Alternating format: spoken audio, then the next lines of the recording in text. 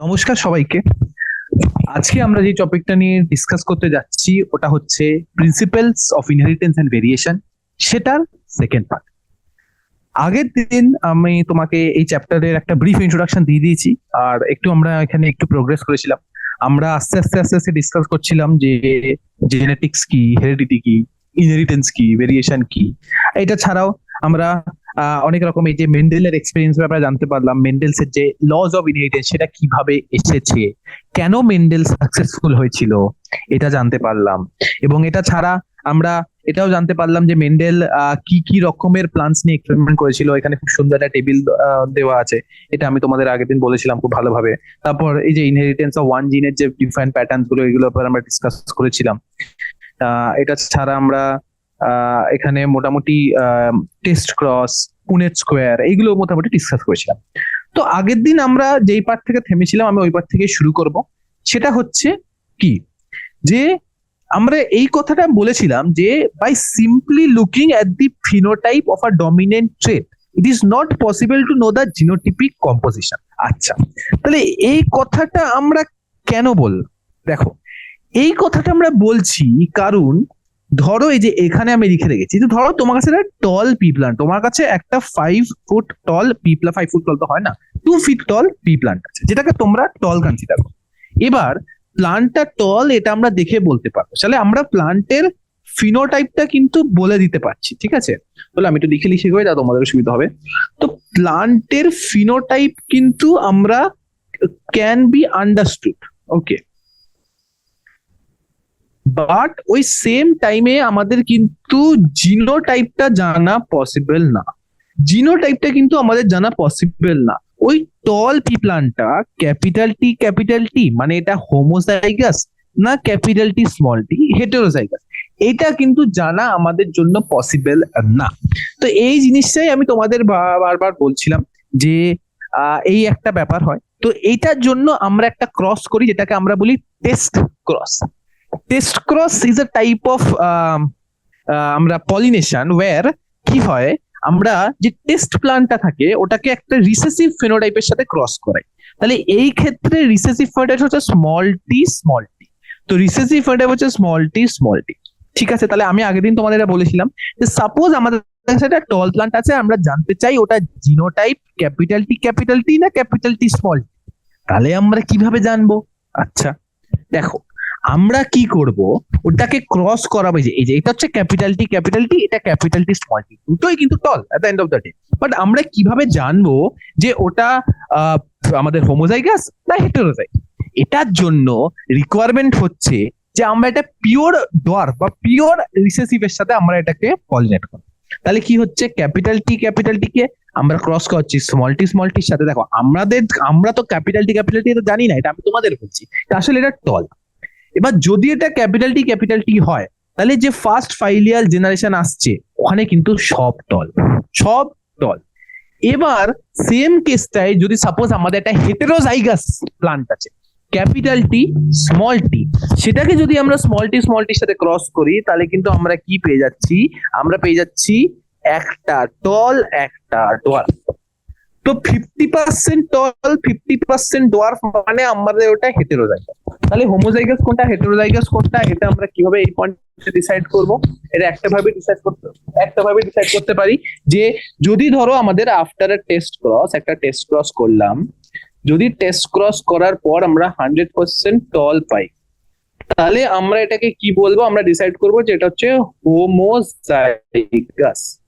কিন্তু test cross করার পর যদি আমরা এটাকে 50% টল আর 50% ডোয়ার্ফ পাই, তাহলে আমরা এটাকে বলতে পারি হেটেরোজাইগাস। তো থ্রু দিস ম্যানার আমরা কিন্তু অ্যাকচুয়ালি ডিসাইফার করতে পারি এই জিনোটাইপটা কি। সো ফিনোটাইপ দেখে আমরা জেনেটিক কম্পোজিশন কোনদিন বলতে পারবো না, আর genotype cannot be understood physically. তো আমরা কি করি, এটাকে আন্ডারগো করি টেস্ট ক্রস। আচ্ছা, টেস্ট ক্রসের মতনই আমরা আরেকটা ক্রসের ব্যাপারে তোমাদের মেনশন করেছিলাম, যেটাকে আমরা বলতে পারি হচ্ছে আরেকটা ক্রস। সেখানে আমরা কি করি, আমরা ক্রস করাই এটা হোমোজাইগাস ডমিনেন্ট ট্রেটের সাথে, ট্রেটওয়ালা প্লান্টের সাথে। মানে ওটা আমরা করি যাতে রিসেসিভ ট্রেট যেটা হয় ওটা কি হাইড হয়ে যায় বা ওটা সাপ্রেস হয়ে যায়, ওটার এক্সপ্রেশন যেন আর না দেখা যায়, আর ওটাকে আমরা বলি আউটক্রস। আউটক্রসটা কি? আউটক্রস হচ্ছে F1 মানে first filial generation into the dominant parent. তাহলে আমরা কি পাবো? অল ডমিনেন্ট ফিনোটাইপ, মানে হাইব্রিড হবে বাট আমরা অল ডমিনেন্ট ফিনোটাইপ পাবো। এবার যখন এই হাইব্রিডটাকে আমরা আবার ডমিনেন্ট ফিনোটাইপের সাথে ক্রস করাবো তখন we get further dominant traits. এইটা একটা ইম্পর্টেন্ট ব্যাপার যেটা তোমাদের সাথে ডিসকাস করে নিয়েছি। আগের দিন এটা ব্যাপারে একটু বলেছিলাম, লাস্ট দিন এইখানে আমরা থেমেছিলাম, তো আমি ভাবলাম এই পার্টটা একবার তোমাদের আরেকবার জানিয়ে দিই। ঠিক আছে, আরেকবার একটু ডিসকাস করে নিলাম, বেশি তো সময় লাগবে না, জাস্ট একটা রিভিশন। এবার আমরা আজকের পোর্শনটা নিয়ে এগোচ্ছি। ঠিক আছে, চলো। In a typical test cross an organism showing a dominant phenotype, মানে এখানে কি বলছে? ইন আ টেস্ট ক্রস, আমি যেটা বললাম সেটাই, যেটা টেস্ট ক্রস এর ডমিনেন্ট ফিনোটাইপ বলা অর্গানিজমকে আমরা রিসেসিভ প্যারেন্টের সাথে ক্রস করি, সেলফ ক্রস না করি। দেখো আমরা কি বলছি যে আর dominant phenotype is crossed with recessive parent, তাহলে ডমিনেন্ট ফিনোটাইপ কি রিসেসিভ প্যারেন্টের সাথে ক্রস করছি, and the progeny can be easily analyzed to predict the genotype of the test organism। তো আমরা প্রজেনিকে অ্যানালাইজ করছি, এই প্যারাগ্রাফটাতে আমি খুব সুন্দরভাবে বলে রেখেছি আমরা কি ভাবে অ্যানালাইজ করছি প্রজেনিকে। ঠিক আছে, আচ্ছা। Using Punnett square, try to find out nature offspring of a test cross। দেখো, তো পুনেট স্কোয়ারের থ্রু আমাদের এটা বের করতে বলছে, তো আমরা এটা করব। কিভাবে করবো এটা দেখো, আমরা এইভাবে করছি যে একটা পুনেট স্কোয়ার করলাম, ঠিক আছে, এরকম করলাম। ধরো আমরা হাইব্রিড জেনারেশন পেয়েছি, মানে ক্যাপিটাল টি স্মল টি, সেটাকে আমরা রিসেসিভের সাথে ক্রস করাচ্ছি। ঠিক আছে, তাহলে আমাদের প্রজেনি আসলো এই। তাহলে আমরা কি পেলাম? এই দেখো, এই দুটো হচ্ছে টল, তাহলে 50% টল, আর বাকি 50% যেটা আমরা পেয়েছি যে এই দুটো না, দেখো তাহলে এই দুটো হচ্ছে আমাদের টল, বাকি যে দুটো পাচ্ছি এই দুটো হচ্ছে টল। তো 50-50 রেশিওতে আমরা কিন্তু টল আর ডোর্ফ পাচ্ছি হাইব্রিডের ক্ষেত্রে। তো এইটা একটা পুনেট স্কোয়ার, যে কোশ্চেনটাকে আমরা সলভ করে দিয়েছি। আর using genotype theory cross you can give a different general definition for test cross. তো টেস্ট ক্রসের কথা আমরা তোমাদের এখানেই বললাম যে ইট ইজ আ ক্রস, তো it is a type of pollination through which we actually determine the genotype. So test cross টা কি? Test cross টা কি? The type of pollination to determine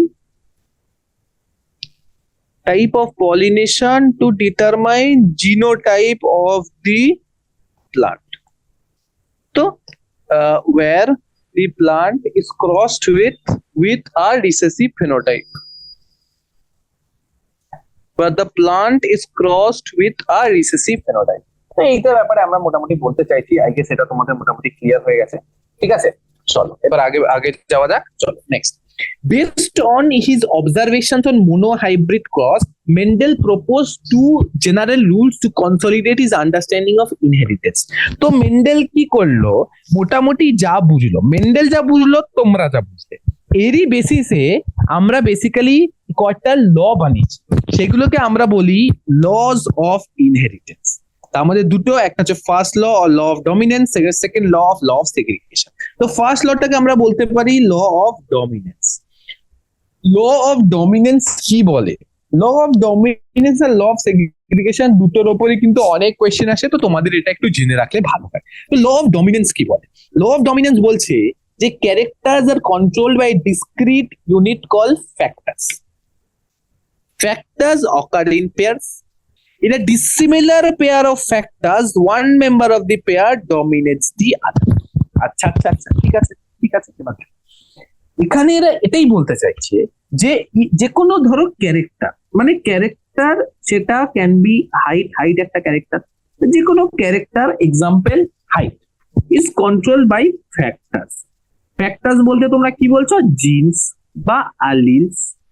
তো যে কোনো ফ্যাক্টর ওটা পেয়ারে থাকে, মানে কোনো প্লান্ট কি তুমি দেখেছো শুধু ক্যাপিটাল টি বা শুধু স্মল টি? না, ও ইদার এরকম, না হলে এরকম, না হলে এরকম। তো factors always ochre in pairs, factors always ochre in pairs. So এটা একটা জিনিস যেটা আমরা ডিসকাস করলাম। আর যখন একটা ডিসিমিলার পেয়ার অফ ফ্যাক্টরস, যেটা কি এই ক্ষেত্রে এখানে, কারণ এখানে একটা ক্যাপিটাল টি আছে, একটা স্মল টি আছে, ওরা কি বলছে? ক্যাপিটাল টি ইজ ডমিনেন্ট, মানে আমরা কি বলতে পারি? ক্যাপিটাল টি হচ্ছে ওটা যেটা expressed, small tea is suppressed. So the law of dominance is used to explain the expression of only one of the parental characters in a monohybrid cross in F1 and the expression of both in F2. কি বলছে এরা? The law of dominance is used to explain the expression of only one of the parental characters in monohybrid cross. কারণ কি? কারণ monohybrid cross এ আমাদের যে প্রজেনিটা আছে সেটা হচ্ছে হাইব্রিড আছে, তো টি আছে monohybrid cross এ। তো law of dominance দিয়ে আমরা বলতে পারি যে monohybrid cross এ আমাদের কেন টি আসে, থার্ড ল অফ ডমিনেন্স দিয়ে। আর ডাইহাইব্রিড ক্রসে দুটো কেন আসে সেটাও আমরা বলতে পারি, কারণ ফ্যাক্টরস পেয়ার্সে আসে আর ডিসক্রিট ইউনিটস। ডিসক্রিট ইউনিটস মানে কি? ডিসক্রিট ইউনিটস মানে হচ্ছে যে এই যে ক্যাপিটাল টি একটা আছে, স্মল টি একটা আছে, এই দুটোর যে সেগ্রিগেশন, ঠিক আছে, capital T segregation, small T segregation, they are actually independent of each other, ঠিক আছে। আর এই যে সেগ্রিগেশনের বেসিসে যে ইন্ডিপেন্ডেন্সটা আছে ওইটার ওপরেই আমরা এটা বলছি যে হ্যাঁ আমাদের ফাইলিয়াল ওয়ান প্রজেনি, ইভেন দো ফাইলিয়াল ওয়ান জেনারেশনে আমাদের সব টল, আমরা আবার ডোয়ার্ফ, যেটা আমাদের পেরেন্টাল জেনারেশনে আমাদের টল ছিল, আমাদের ডোয়ার্ফ ছিল। এবার আমরা আসলাম ফাইলিয়াল ওয়ান, ফাইলিয়াল ওয়ানে আমাদের সব টল। এবার ফাইলিয়াল ওয়ান থেকে ফাইলিয়াল টু যেতে গিয়ে আমরা টলও পাচ্ছি, ডোয়ার্ফও পাচ্ছি। তো সাডেনলি ফর আ জেনারেশন এই টল ট্রেডটা কিন্তু লস্ট হয়ে গেছে, কিন্তু সেটা আবার আসলো, ঠিক আছে। তার মানে এটাই যে ক্যারেক্টার গুলো ডিসক্রিট, ক্যারেক্টার গুলো সেম লেভেলে, মানে capital T small tea just because capital T dominant তার মানে এটা না যে স্মল টির এক্সপ্রেশনকে পুরোপুরি সাপ্রেস করে দেবে। যখন স্মল টি আরেকটা স্মল টি পাবে, মানে স্মল টি হবে, তখন অবভিয়াসলি সেটা আবার ওরকম হয়ে যাবে, কি বলে ওটাকে, আবার সেটা ওরকম ভাবে এক্সপ্রেস করে দেবে। এটা খুব ইম্পর্টেন্ট বোঝা, যেটা আশা করি তোমরা মোটামুটি বুঝতে পেরেছো, ঠিক আছে। তো নেক্সট যে লটা আমরা বলতে যাচ্ছি, ল অফ ডমিনেন্স হয়ে গেছে। নেক্সট যে লটা আমরা বলতে যাচ্ছি সেটা হচ্ছে law of segregation. Law of segregation কি বলছে যে ল অফ সেগ্রিগেশন বলছে যে alleles do not show any blending and that both the characters are recovered. এই অবধি ফোকাস করি। অ্যালিলস ডু নট, আমরা অন্য কালার ইউজ করি, তো alleles do not show any blending and that both the characters are recovered. আচ্ছা, তার মানে কি? আমাদের এই যে ক্যাপিটাল টি এর সাথে স্মল টি আছে, ক্যাপিটাল ডি এর সাথে স্মল ডি আছে, ক্যাপিটাল সি এর সাথে স্মল সি আছে, এখানে কিন্তু কোনো ব্লেন্ডিং নেই, নো ব্লেন্ডিং। মানে এরকম কোনদিন হয় না যে ক্যাপিটাল টি যদি ধরো 10 সেন্টিমিটার হাইট হয়, স্মল টি যদি 2 সেন্টিমিটার হাইট হয়, তার মানে কিন্তু ক্যাপিটাল টি স্মল টি কত হাইট হবে? অনেক লোক করবে অ্যাভারেজ করবে করে 6 সেন্টিমিটার বলবে, কিন্তু এটা পুরো রং। ক্যাপিটাল টি স্মল টি কিন্তু 10 সেন্টিমিটারই হবে। Alleles do not show any blending and that both the characters are recovered such that in F2 generation, though one of this is not such in F2 generation one of this is seen, though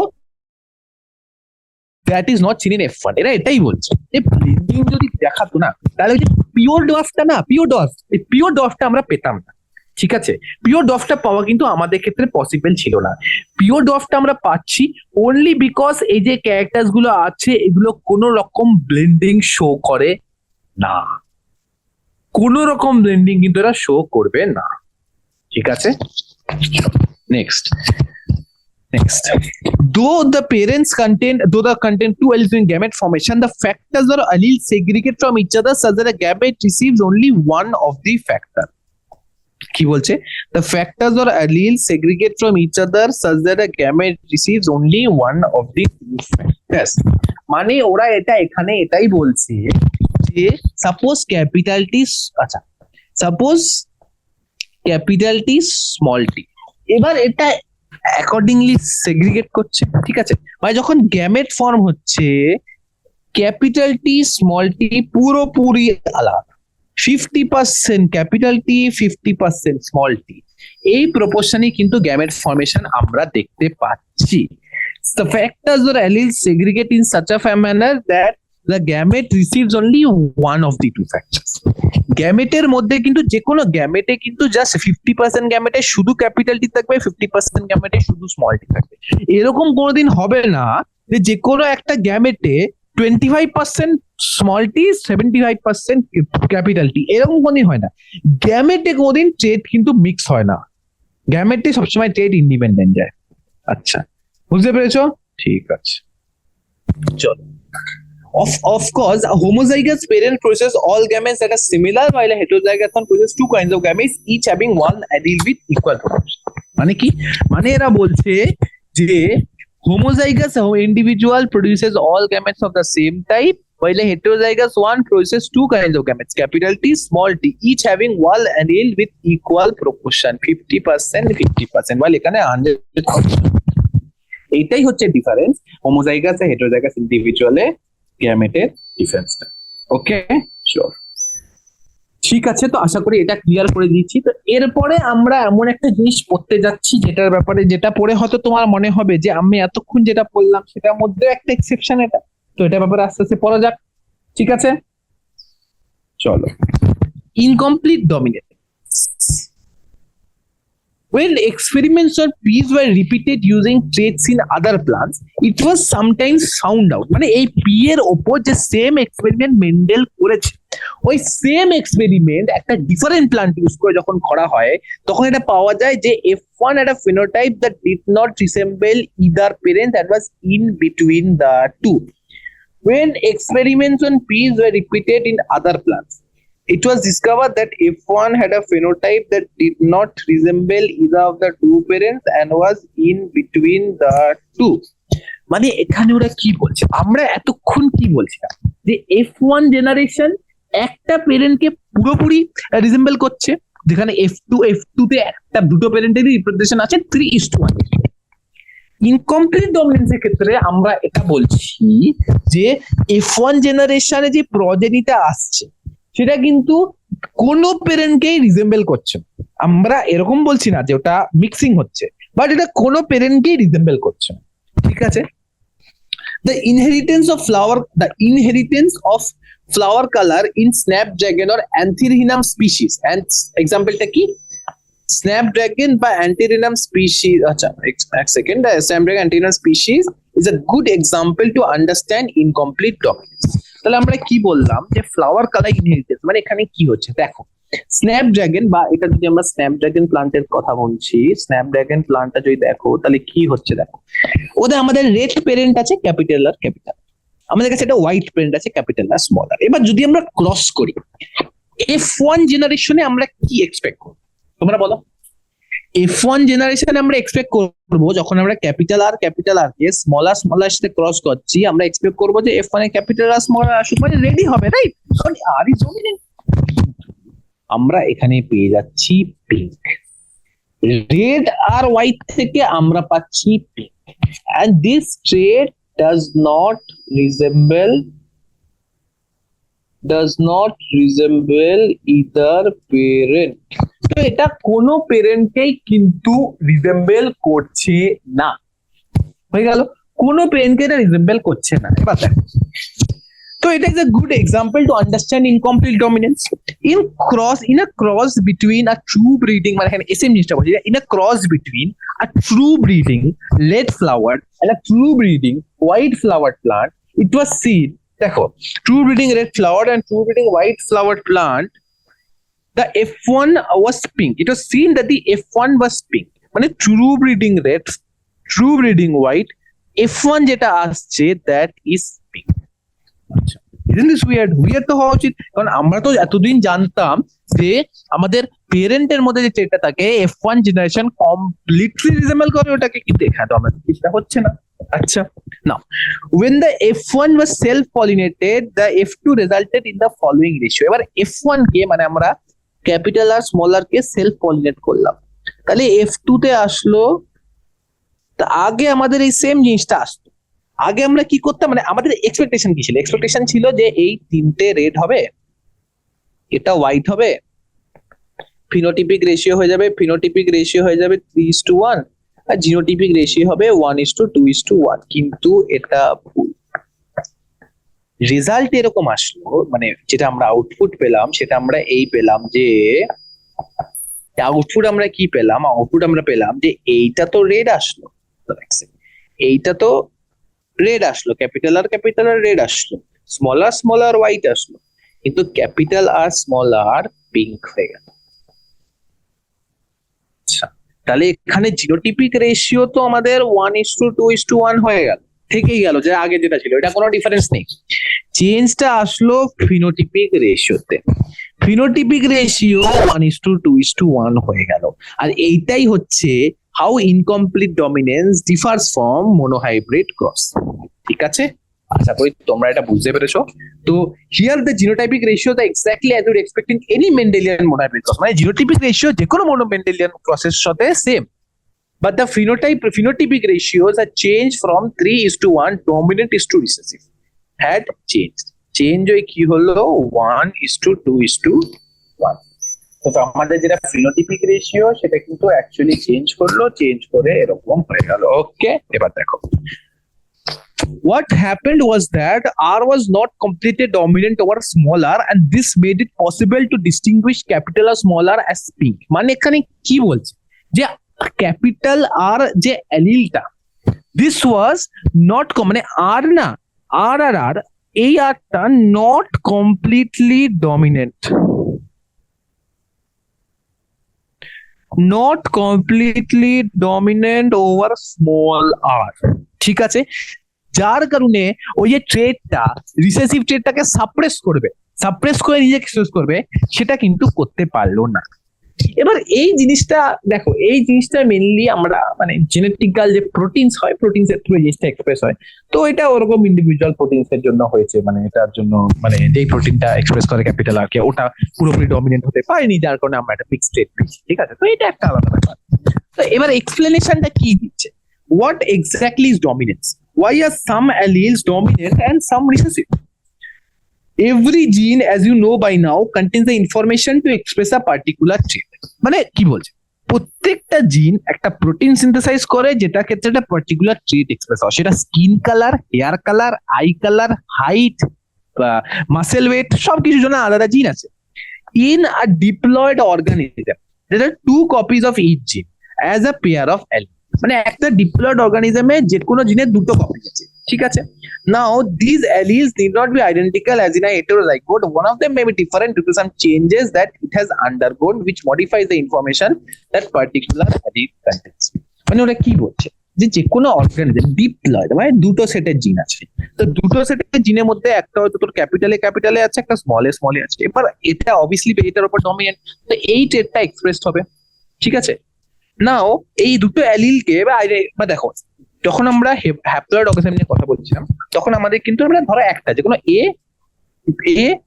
এইটা হচ্ছে একটা জিন, কিন্তু দুটো copies of a জিন। But যখন আমরা diploid অর্গানিজমে বলছি, তখন কিন্তু একটা জিনের ক্ষেত্রে আমাদের দুটো অ্যালিল কনসিডার করতে হয়, মানে এটা এ একটা এ। তো এটা হচ্ছে আমাদের টু অ্যালিলস, মানে এখানে এটা একটা অ্যালিল, এটা একটা অ্যালিল ডিপ্লয়েড এর ক্ষেত্রে। ঠিক আছে, এবার অ্যালিল গুলো আইডেন্টিক্যাল নাও হতে পারে, এখানে হেটেরোজাইগাস। ঠিক আছে, which modifies the information। এবার হ্যাপ্লয়েড অর্গানিজম এটা আলাদা। Let's take the example of a gene that contains the information producing an enzyme। Now এই জিনটা ধরো একটা জিন আছে যেটার কাজ হচ্ছে এনজাইম প্রোডাকশন। আচ্ছা, এবার এটা দুটো কপিজ আছে, দুটো অ্যালিলিক ফর্ম, দুটো কপি আছে, দুটো অ্যালিলিক ফর্ম। আমরা ধরো একটা ক্যাপিটালে একটা small. Let us assume that a normal allele produces a normal enzyme that is needed for the transformation of substrate X। তো আচ্ছা, তো সাবস্ট্রেট এস থেকে পি হবে, এটার জন্য একটা জিন, এটা একটা কিছু কাজ করে এক্স, এই এক্স কে প্রডিউস করছে একটা জিন। এবার নর্মাল জিনে এক্স প্রপারলি প্রডিউস হচ্ছে, সাবস্ট্রেট প্রোডাক্ট হয়ে যাচ্ছে। আচ্ছা, মানে প্রোডাক্টটা কি, এটা নর্মাল এনজাইম। এবার যদি ধরো এই যে জিনটা ফর এক্স এটা মডিফাই হয়ে গেল, now modified allele could be responsible for production of normal or less efficient enzyme, non functional enzyme, no এন। এবার দেখো এই এক্সটা এমন ভাবে মডিফাই হতে পারে, মানে একটা মডিফিকেশন হচ্ছে এইটা যে কিছু চেঞ্জ, মানে ফাইনাল আউটপুটে আমাদের কোনো চেঞ্জ হবে। জেনেটিক লেভেলে there might be a change, but final আউটপুটে আমাদের কোনো চেঞ্জ হয় না। So we get a normal or less efficient enzyme. Number two হচ্ছে we get a non functional enzyme. আচ্ছা, এটাও একটা পয়েন্ট। নন ফাংশনাল মানে আমাদের জিনটা এমন ভাবে মিউটেট করলো, এমন চেঞ্জ আসলো ওটার মধ্যে যে আমাদের এনজাইম প্রডিউস হলো, মানে আমরা কিছু একটা প্রডিউস হলো, কিন্তু ওটা কোনো ফাংশন নেই, এটা functionally it is not active, no enzyme at all. মানে এমন জিনটা আমাদের চেঞ্জ হলো যে ওটা মডিফাই হলো, যেটা প্রোডাকশনই করলো।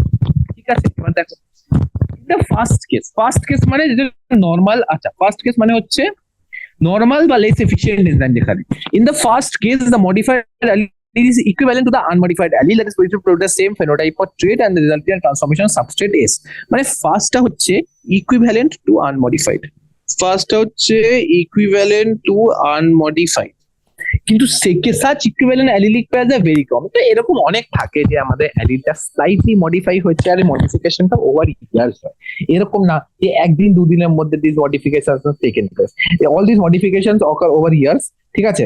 তো এরা তো ওটা মডিফিকেশন তো ঠিক আছে, তো এরকম একটা মডিফিকেশন হলো যেখানে আমাদের নর্মাল এনজাইম প্রডিউস হচ্ছে বা একটু লেস হচ্ছে, বাট আমার বডির ফিজিওলজিক্যাল ফাংশনস কিন্তু ওয়েল মেনটেন করা যাচ্ছে থ্রু দ্যাট। আচ্ছা, কিন্তু এই অ্যালিলটা যদি নন ফাংশনাল এনজাইম প্রডিউস করে বা নো এনজাইম, মানে আমরা একটা এনজাইম প্রডিউস করলো যেটা ফাংশনই করছে না বা কোনো এনজাইম প্রডিউস করলো না, তাহলে কিন্তু ফিনোটাইপ ইজ এফেক্টেড, ঠিক আছে। The phenotype will not only be dependent on the functioning or unmodified allele. তো দুটো অ্যালিল হয়ে যাচ্ছে, একটা হচ্ছে নর্মাল, একটা হচ্ছে মডিফাইড। এবার নর্মালটা তো প্রডিউস করে যাচ্ছে, এবার মডিফাইডটা যদি প্রডিউস নর্মালি করতে পারে বা একটু লেস এফিশিয়েন্ট করে তাহলে ফিনোটাইপ সেম থাকবে। কিন্তু যদি মডিফাইডটা প্রোডাকশনই না করে বা নন ফাংশনাল প্রোডাকশন করে তাহলে তো আমাদের কোনো লাভ নেই, তাহলে পুরোপুরি ফেনোটাইপটা কিন্তু ডিপেন্ডেন্ট হয়ে যাবে যেটা আনমডিফাইড অ্যালিল ওটার উপর। The unmodified allele which represents the original phenotype is a dominant allele। তো এখানে এই হচ্ছে ব্যাপার অফ ডমিনেন্স।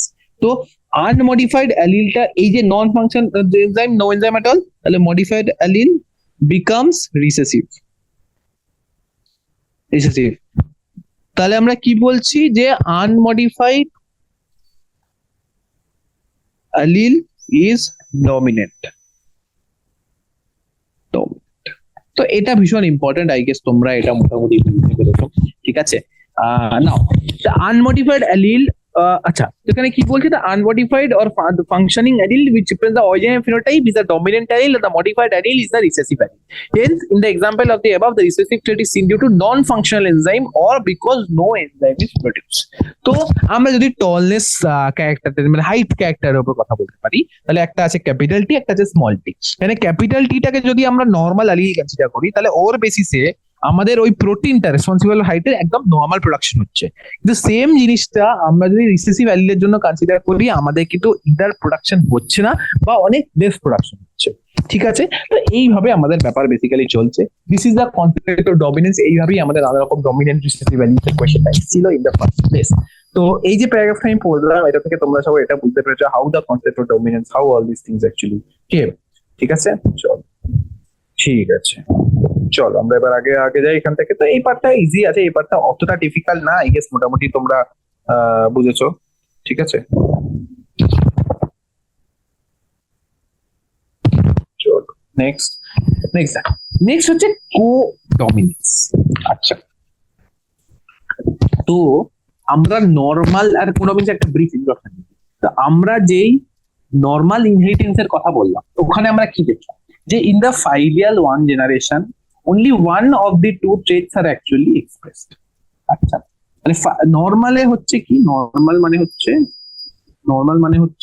F1। আচ্ছা এটা আমি না বলে দিই, আই থিঙ্ক বুঝতে পারবে। দেখো কোডমিনেন্স মানে হচ্ছে যেটা আমাদের F1 জেনারেশন আছে ওটা রিজেম্বল করছে বোথ পেরেন্টসকে। এই সেম জিনিসটা আমি তোমাদের বলেছিলাম যে ইনকমপ্লিট ডমিনেন্সে না থাকতে, ইনকমপ্লিট ডমিনেন্সে এটা নিদার প্যারেন্টসকে রিজেম্বল করছে, আর এখানে মানে কোনো প্যারেন্টকে রিজেম্বল করছে না। আর F1টা কোডমিনেন্সে রিজেম্বলস বোথ পেরেন্টস। এবার আমরা কি কেসে কোডমিনেন্স দেখতে পাই? Till now we are discussing crosses where the F1 resemble either of the two parents or where between that. মানে আমরা দুটো জিনিস ডিসকাস করেছি, একটা হচ্ছে F1 রিজেম্বল, আচ্ছা একটা F1 resembled either of the two parents যেটাকে আমরা বলতে পারি ডমিনেন্স, আর একটা হচ্ছে যে it was in between two যেটাকে আমরা বলতে পারি কোডমিনেন্স, ইনকমপ্লিট ডমিনেন্স। বাট আরেকটা কেস আছে যেটাকে আমরা বলতে পারি কোডমিনেন্স, যেখানে F1 generation resembles both the parents. Codominance এ কি করছে, F1 বোথ প্যারেন্টস কে রিজেম্বল করছে। A good example is the different types of RBCs that determine ABO blood grouping in human beings। মানে কোডমিনেন্সের একটা খুব ভালো এক্সাম্পলস হচ্ছে ABO ব্লাড গ্রুপিং। তো ABO ব্লাড গ্রুপিং এর অ্যালিলস হচ্ছে আমাদের IA, IB, IO, তিনটে অ্যালিল আছে। এবার কোডমিনেন্স মানে কি, ধরো ঠিক আছে ধরো আই এ আই ও আছে, তাহলে পার্সেন্ট অফ ব্লাড গ্রুপ হচ্ছে A. I B I O, তার পার্সেন্ট অফ ব্লাড গ্রুপ হচ্ছে B. I O I O, এটা হচ্ছে ও। মানে এই দুটো রিপ্রেজেন্ট করছে ডমিনেন্স কে, যেখানে I A and I B are respectively dominant over each other. এটা আমাদের ফার্স্ট, ঠিক আছে, ফার্স্ট হচ্ছে আমাদের এটা। নেক্সট কেস হচ্ছে, সেটা হচ্ছে যে I O I O. I O I O আমাদের রিপ্রেজেন্ট করছে হচ্ছে আমাদের আই ও আই ও হচ্ছে রিসেসিভ ট্রেট, রিসেসিভ ট্রেটটাকে রিপ্রেস করছে। এবার ধরো সব হোক, এবার যদি আই এ আই বি চলে আসে তাহলে কি? আচ্ছা, আমরা এটা জানি যে I A is dominant over I O, I B is dominant over I O. তাহলে আই এ আর আই বি এর রিলেশন কি? কোডমিনেন্সের ক্ষেত্রে, কোডমিনেন্সের ক্ষেত্রে the relation comes out to be equal. তাহলে ব্লাড গ্রুপ লোকটার হয়ে যাবে A B.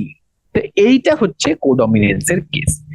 ABO blood groups are controlled by gene I. Gene I এর তিনটে allele, IA, IB, IO।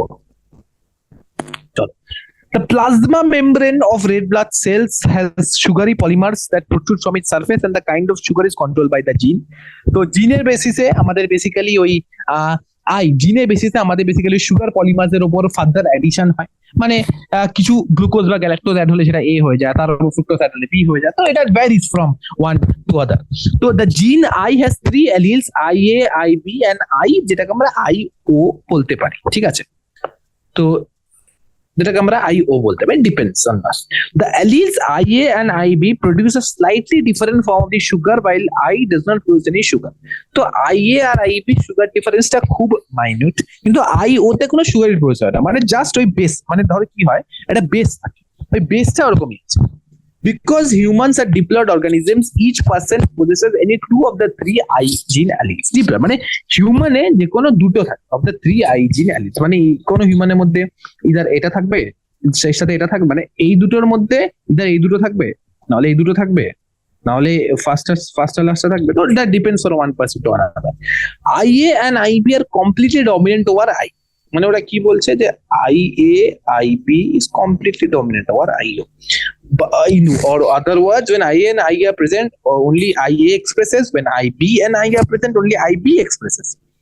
But when IA and IB are present together, they both express their own types of sugar. This is because of codominance. আচ্ছা, মানে এখানে কি বলছে এরা, যে when IA and IB are present together,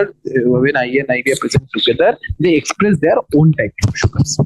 This is because of what? This is because of codominance. আচ্ছা, hence red blood cells have both A and B types of sugars. Since there are 3 different alleles, there are 6 different combinations of these 3 alleles that are possible. ঠিক আছে, 6টা different combination হতে পারে। তো এইগুলো তো আমরা বললাম, এটা ছাড়া আই এ আই এ হতে পারে, আই বি আই বি হতে পারে, আর 6 ডিফারেন্ট কম্বিনেশনস, 5টা কম্বিনেশন আমাদের ক্ষেত্রে টেকনিক্যালি পসিবল। আর আই গেস মোটামুটি তোমরা এটা বুঝতে পেরেছো, ঠিক আছে। তো যেখানে মানে আইবি আই এটা আইবো ক্যান্সেল বলে 6 বলছে, অ্যাকচুয়ালি 5 হয়, ঠিক আছে। And there are total of 6 different genotypes of the human ABO blood group type. And how many phenotypes? A B A B O। তাহলে কটা ফিনোটাইপ? 4 ফিনোটাইপস। আচ্ছা, ঠিক আছে, তোমরা এখানে বুঝতে পেরেছো আই এর সাথে আই এ আসলে আমাদের এ ব্লাড গ্রুপ হবে, আই এর সাথে আইবি আসলে এ বি হবে, আই এ আর আইও হলে এ হবে, আইবি আর আই এ হলে এ বি হবে, আইবি আর আইবি হলে বি হবে, আইবি আর ও হলে বি হবে, আইও আর হলে ও হবে। যখন কোনো সুগার থাকে না তখন আমরা, তো যখন যেই কেসে কোনো সুগার থাকে না ওই কেসটাকে আমরা বেসিক্যালি বলি কি, ওটা ও ব্লাড গ্রুপ, ঠিক আছে। চলো, আচ্ছা, তো এখানে একটা জিনিস মোটামুটি আমাদের সিম্পল জিনিস, খুব একটা ডিফিকাল্ট না, বাট এখান থেকে কোয়েশ্চেন আসতে পারে, কোডমিনেন্স হিসেবে অনেক রকম কোয়েশ্চেন আসে, তো একটু এগুলোকে ভালো করে পড়ে নিচ্ছি, ঠিক আছে। চলো next. Did you realize that the example of ABO blood grouping also provides a good example of multiple alleles? অবশ্যই, মানে জিনটা হচ্ছে আই, আর সেটার আমাদের 3খানা অ্যালিল, তো এটা তো মাল্টিপল অ্যালিলস এর আন্ডারে পড়ছে। Here you can see that there are more than 2, মানে 3 অ্যালিলস governing the same character. Since in an individual 2 alleles can be present, multiple alleles can be found only when population studies are made. Since in an individual only 2 alleles are present, মানে যে কোনো individual, মানে আমার তোমার মধ্যে তো দুটো allele থাকবে এর মধ্যে, ইতার আই এ, তাহলে আই বি, তাহলে আই ও। তো আমাদের মধ্যে তিনটের মধ্যে যে কোনো দুটো অ্যালিল থাকবে। তো আমি যদি ওভারঅল এটাকে স্টাডি করতে চাই, আমাকে পপুলেশন স্টাডি করতে হবে ও ইন আ হোল। আমাকে একসাথে 50-100 জনের সার্ভে করতে হবে to understand the blood grouping, the distribution, the ratios, right? আচ্ছা, occasionally a single gene product may produce more than one effect. For example, single gene product may produce more than one effect, যেরকম আমরা কি বলতে পারি যে starch synthesis মানে in peas is controlled by one gene. Starch synthesis একটা gene আছে for starch synthesis. আচ্ছা, it has two alleles, capital B, small b.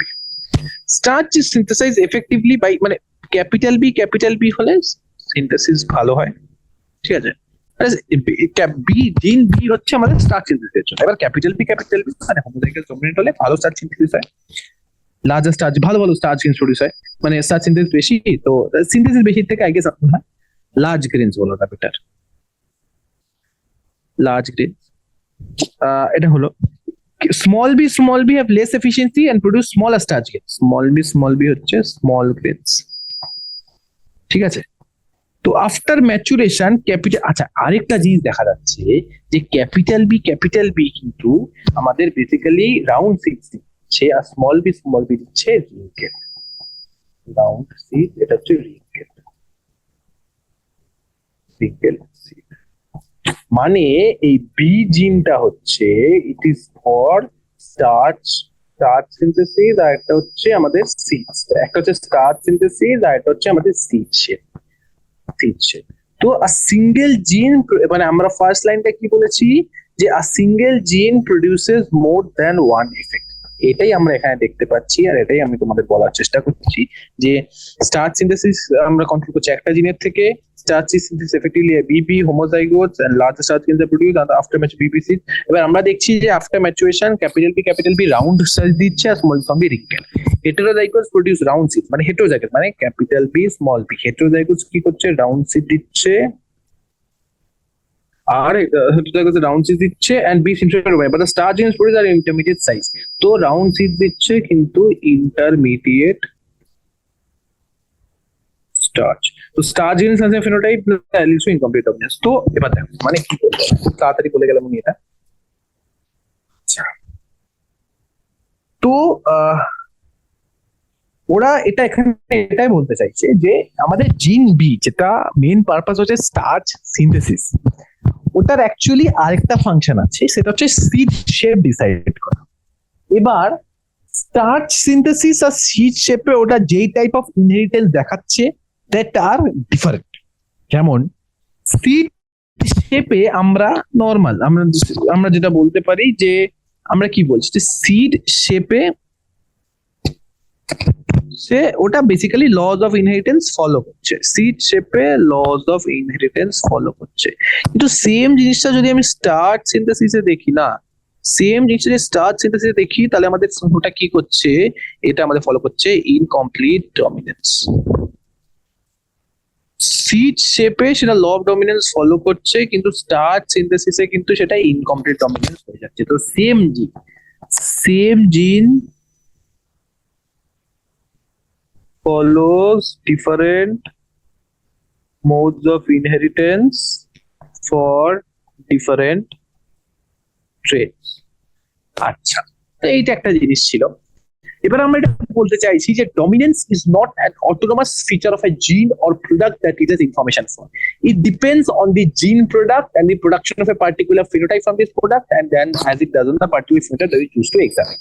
তো এখানে একটা কথা আমরা কিন্তু খুব ইজিলি বুঝে যাচ্ছি যে আগে আমরা বলতাম না যে capital T dominant, small tea recessive, কিন্তু এটা কি এবার তুমি ক্যাপিটাল বি এর জন্য বলতে পারবে না? ক্যাপিটাল বি ডমিনেন্টও হচ্ছে অ্যাট টাইমস, আর অ্যাট টাইমস এটা ইনকমপ্লিট ডমিনেন্সও শো করছে। কিছু টাইমে ওটা ডমিনেন্স শো করছে, কিছু টাইমে ইনকমপ্লিট ডমিনেন্স শো করছে, ওনলি উইথ ওয়ান নেম। মানে এটা ডিপেন্ড করছে কিসের উপর? ওটা ডমিনেন্ট, ওটা ডিপেন্ড করছে, depends on the dominant or incomplete dominant, depends on phenotype which we are examining.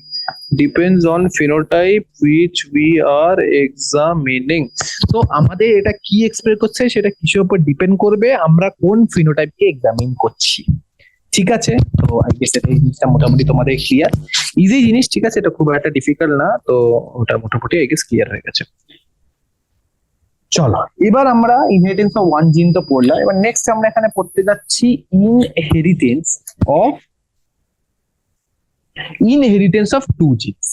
একটা জিন তো আমরা পড়ে নিলাম, কিন্তু অনেক সময় থাকে যে দুটো জিন একটা অপরের সাথে কাপেলড থাকে, তো ওদের ইনহেরিটেন্স পড়ে।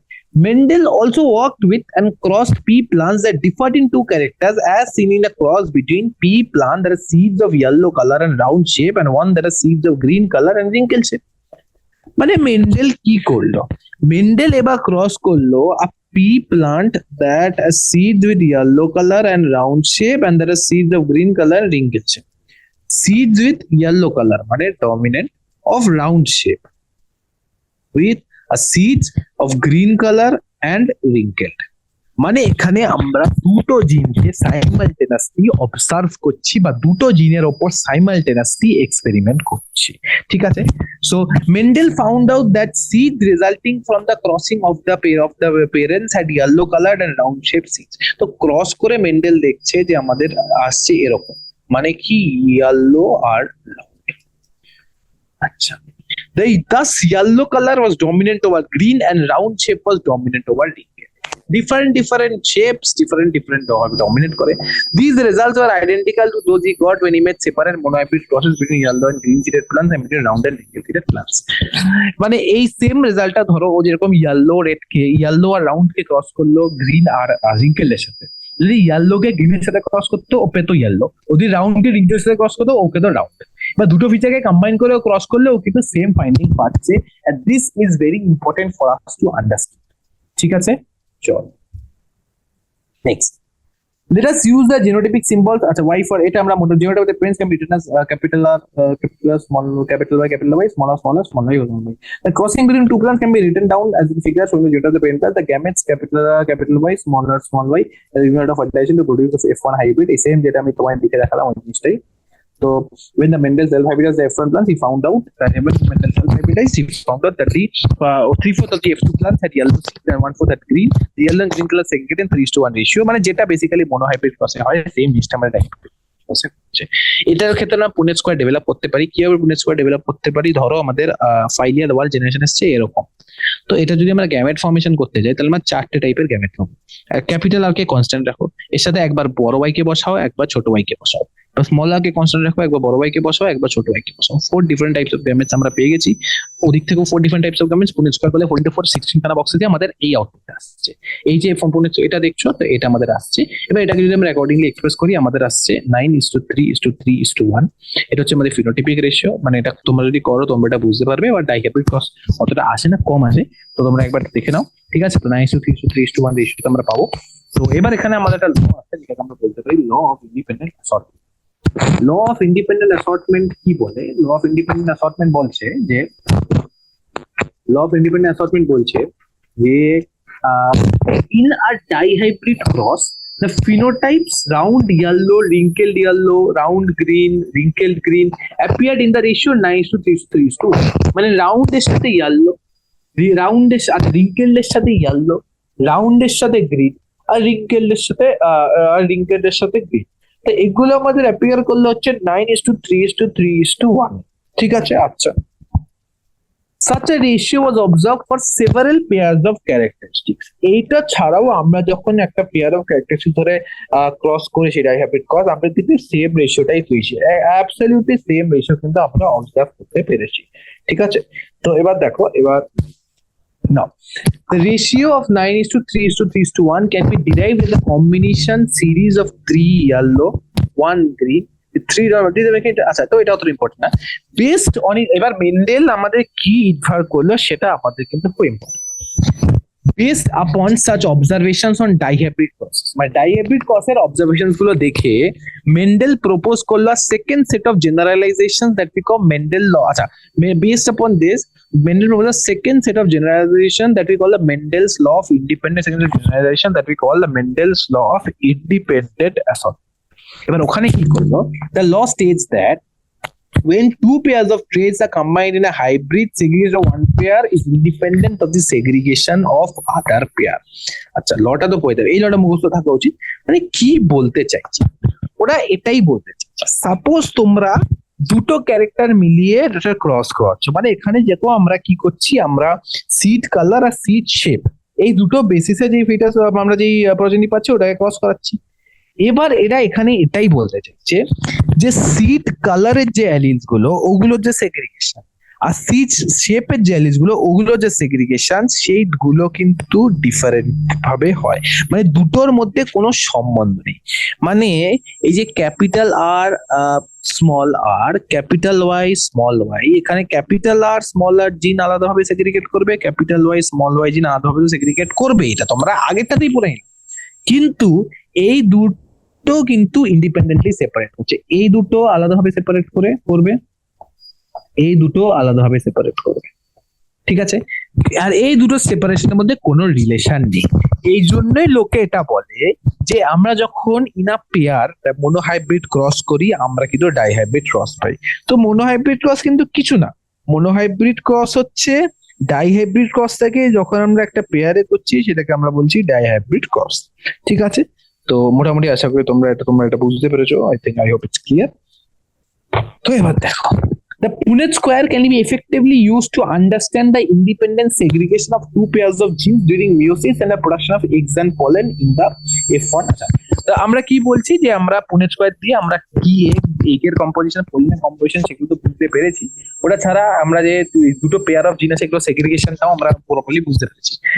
এখানে কি বলছে, সেম জিনিস, consider the segregation of one pair of genes capital R and small R, 50% of the gametes have the gene capital R, মানে 50%। দেখো যত গ্যামেটস আছে তার মধ্যে থেকে 50% গ্যামেটস এর মধ্যে কিন্তু, আচ্ছা তাহলে আমরা একটা কাজ করি, গ্যামেটস বানাই। চলো এবার গ্যামেট যদি বানাই, আমাদের হচ্ছে একটা ক্যাপিটাল আর স্মল ওয়াই, একটা ক্যাপিটাল আর স্মল ওয়াই, একটা হচ্ছে স্মল আর ক্যাপিটাল ওয়াই, একটা হচ্ছে স্মল আর স্মল ওয়াই।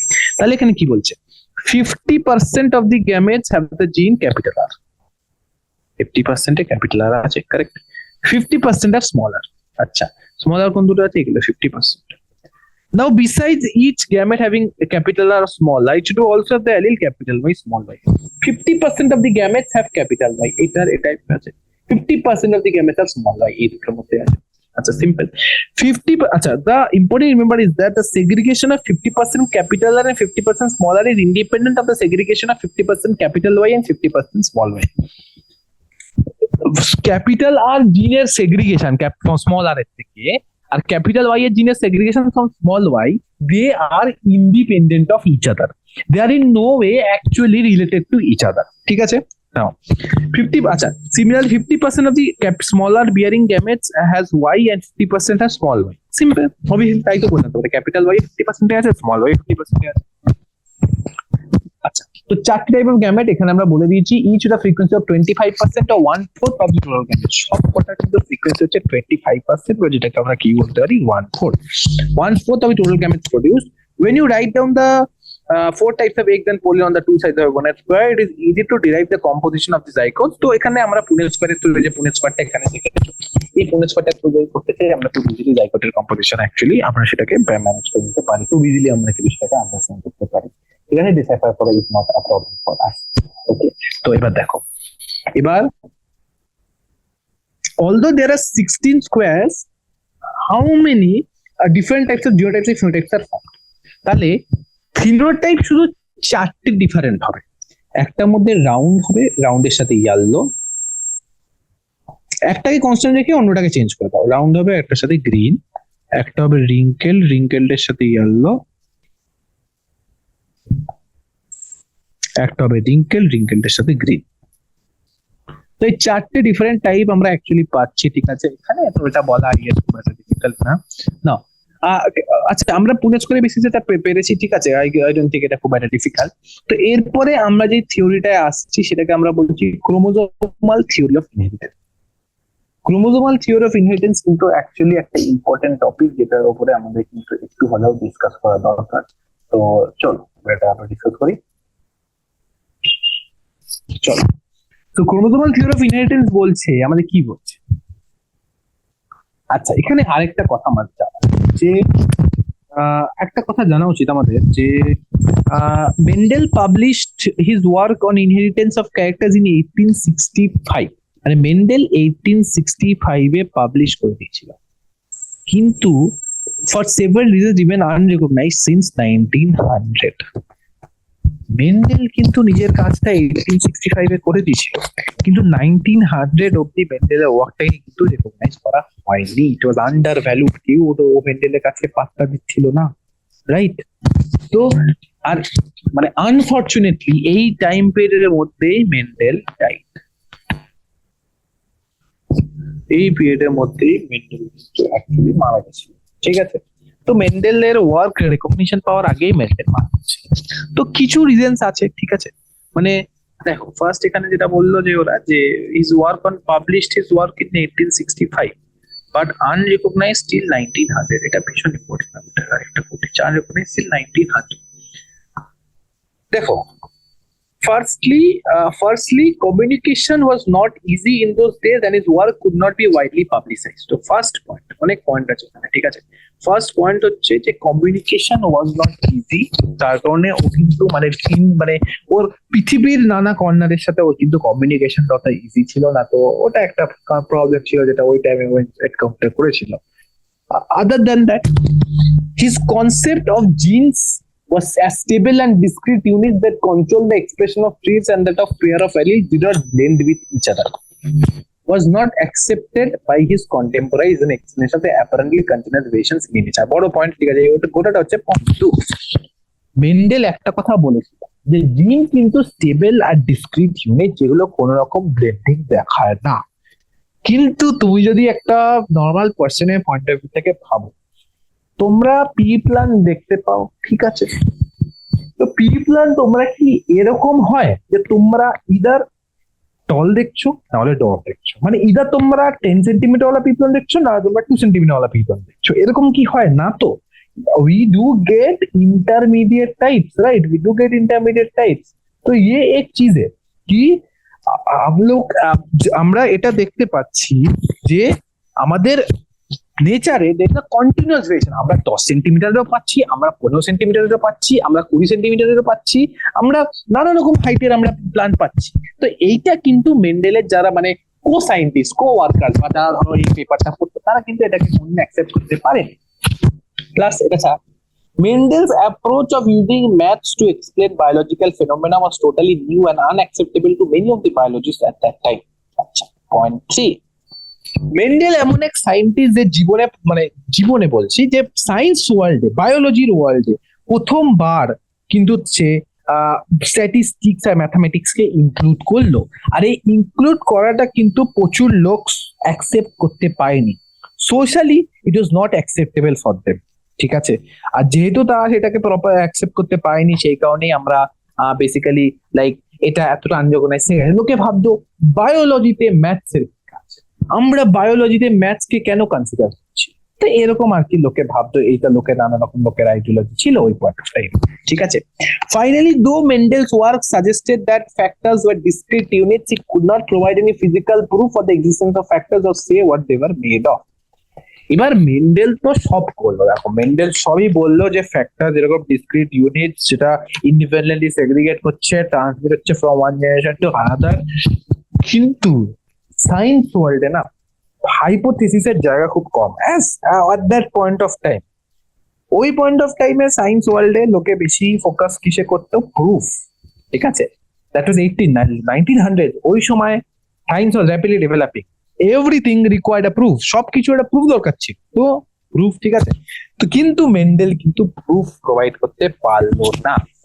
কিছু অ্যাসপেক্ট আছে যেখানে কিন্তু Mendel fail short of his aspirations, he fail short of his ambitions, ঠিক আছে?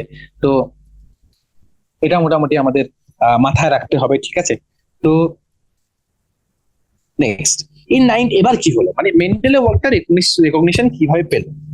In 1900, 3 scientists, Hugo de Vries, Carl Correns, and Erich von Schermat, তিনটে scientist, Hugo de Vries, Carl Correns, Erich von Schermat, independently, মানে তিনজনই ওরা আলাদা জায়গা থেকে independently rediscovered Mendel's results on the inheritance of character. মেন্ডেলের এই রেজাল্টটাকে ওরা নিজেরা এক্সপেরিমেন্ট করে ডিসকভার করলো। Also, by this time, due to advancement in microscopy that were taking place, scientists were able to carefully observe cell division. তো আরেকটা যেটা পয়েন্ট ছিল মেন্ডেলের, যেটা একটা ডিমেরিট ছিল, সরি, যে ও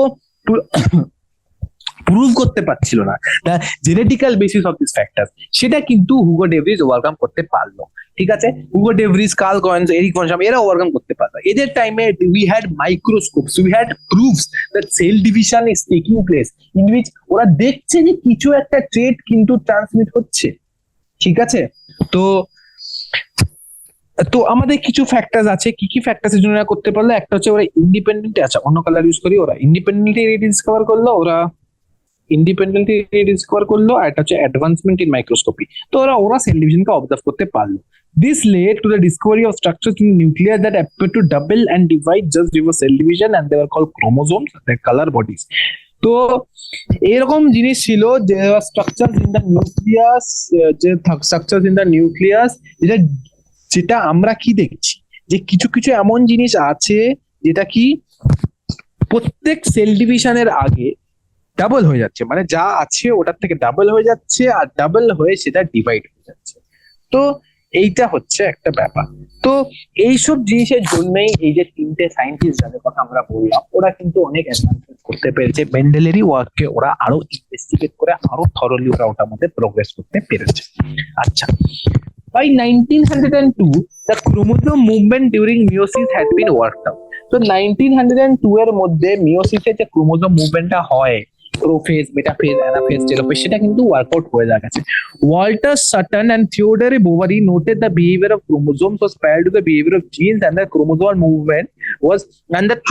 movement was used to explain Mendel's law. ভীষণ important. Walter certain আর থিওডোরে Bovary notice করলো যে ক্রোমোজোমের বিহেভিয়ার কিন্তু, মানে যেটা ওরা ক্রোমোজোম দেখেছিল ওটার বিহেভিয়ার কিন্তু অনেকটা মেন্ডেলের ফ্যাক্টটা যেটা প্রপোজ করেছিল ওটার মতো। মানে ক্রোমোজোম যেভাবে মুভ করছে, ওরা যেটা দেখতে পাচ্ছে, ওরা দেখছে যে হ্যাঁ মেন্ডেল তো সেম জিনিসটা বলেছিল ফ্যাক্টার্স এর জন্য। আর তারপর তারা কি করলো, তারা ক্রোমোজোমাল মুভমেন্ট ইউজ করে মেন্ডেলের ল গুলোকে আরেকবার এক্সপ্লেন করলো। ঠিক আছে, তো আমরা আগে পড়েছি বিহেভিয়ার কোন mitosis and meiosis, the two alleles of a gene pair located. আচ্ছা, তো যে কোনো জিন পেয়ারের এলিলস, মানে এই যে ক্যাপিটাল এ আর small A, they are located on homologous sites on homologous chromosomes, মানে ধর দুটো ক্রোমোসোম যেরকম আছে, তো এখানে যদি ক্যাপিটাল এ থাকে, স্মল এটা এখানেই থাকবে, এবার যেটা ডমিনেন্ট যেটা রিসেসিভ ওটার ব্যাপারে তো আমাদের কথা বলার না, যেটা ডমিনেন্ট যেটা রিসেসিভ সেটা অ্যাকচুয়ালি ডিপেন্ড করবে তারপর কোন জিনের ব্যাপারে আমরা কথা বলছি। ঠিক আছে, চলো next. The two alleles of a gene pair are located on homologous sites on homologous chromosomes. ঠিক আছে, চল এবার যদি আমরা এখানে ওয়াল্টার সাটন চৌধুরী বোভারি যে এক্সপেরিমেন্টটা পর থেকে আমরা যদি ক্রোমোজোম তার জিনস আমরা ডিফারেন্স বের করতে পারি। ঠিক আছে, তো chromosomes occur in pairs, genes occur in pairs, তাহলে ফার্স্ট পয়েন্টে we are actually having a similarity. আচ্ছা, এরপরে আর কি জিনিস হচ্ছে যে chromosomes segregate at the time of gamete formation, so that one of each pair is transmitted to a gamete. তো chromosomes এর মধ্যে দুটো ক্রোমোজোম যদি থাকে, ওর মধ্যে যেখানে যেখানে জানি একটা ট্রান্সমিট হয়। ঠিক আছে, আর যে কোনো গ্যামেটে একটা ট্রান্সমিট হয়, আর তারপর সেম ক্রোমোজোমের সেম জিনটা আমাদের অন্য ইন্ডিভিজুয়ালের গ্যামেটে থাকে, তো এরকম হবে। আর ফ্যাক্টরেরও মেন্ডেল যে জিনেরও সেম কথা বলেছিল, তাদের segregate at gamete formation only one of each pair is transmitted to a gamete, যে কোনো গ্যামেটিস is only one of each pair। ঠিক আছে, এটা ছাড়া আমাদের যেটা ক্রোমোজোম ছিল যে independent pair segregate independent of each other, মানে ধরো দা ক্রোমোজোম ফর ক্রোমোজোম দুটো আলাদা ক্রোমোজোম যেটা কোনো ইন্টার রিলেশন নেই, ওই ইন্ডিপেন্ডেন্টলি সেগ্রিগেট হচ্ছে। সেম জিনিস ফর জিন, যে one pair segregates independently of each other, যে হাইট টলনেসের জিন আর সিট শেপের জিন, দে আর সেগ্রিগেটিং ইন্ডিপেন্ডেন্টলি, এদের দুজনের মধ্যে সেগ্রিগেশনের মধ্যে there is no relation, right? এটা ওটা সেগ্রিগেশন আর অকারিং ইন্ডিপেন্ডেন্টলি। ওকে, ঠিক আছে। During anaphase of meiosis 1, prophase, metaphase, anaphase, third stage.